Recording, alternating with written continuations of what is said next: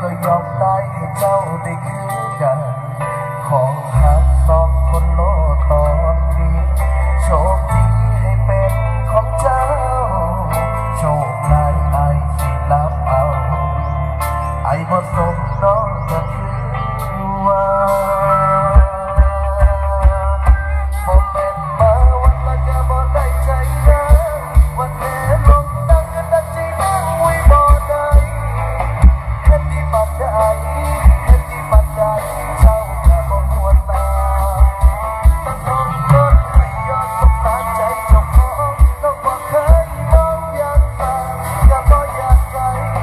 หักเจ้าหลายหักเจ้าหลายได้ยินบ่เป็นจังใดเพราะความหักบาดเจ็บกับดังหักหัวใจติดกับดังหักคนเดียวออกบ่ได้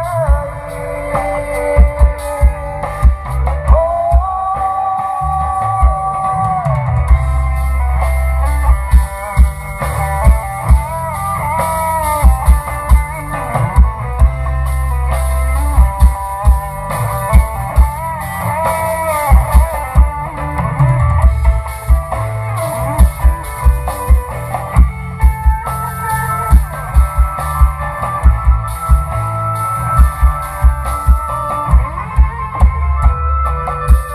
ไอ้คงทำได้แค่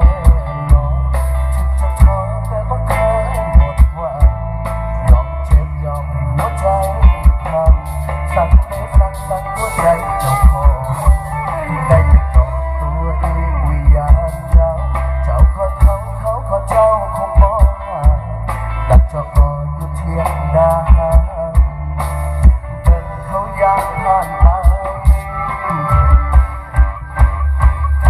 บ่เป็นมาวันละก็บ่ได้ใจนะวันแห่ลงดังกันดังใจนั่งไว้บ่ได้เฮ็ดที่ปานใดเฮ็ดที่ปานใดเจ้าก็บ่หัวตาตั้งห้องนอนให้ย้อนสงสารใจเจ้าของน้องบ่เคยมองอย่างตาก็บ่อยากไกลหักเจ้าหลายหักเจ้าหลายได้ยินบ่บ่แม่นมาวันละก็บ่ได้ใจนะวันแห่ลงดังกันดังใจนั่งไว้บ่ได้เฮ็ดที่ปานใดเฮ็ดที่ปานใดเจ้าก็บ่หัวซาตั้งห้องนอนให้ย้อนสงสารใจเจ้าของน้องบ่เคยมองอย่างตาก็บ่อยากไกลหักเจ้าหลายหักเจ้าหลายได้ยินบ่รอเจ้าอยู่เด้อคำแพง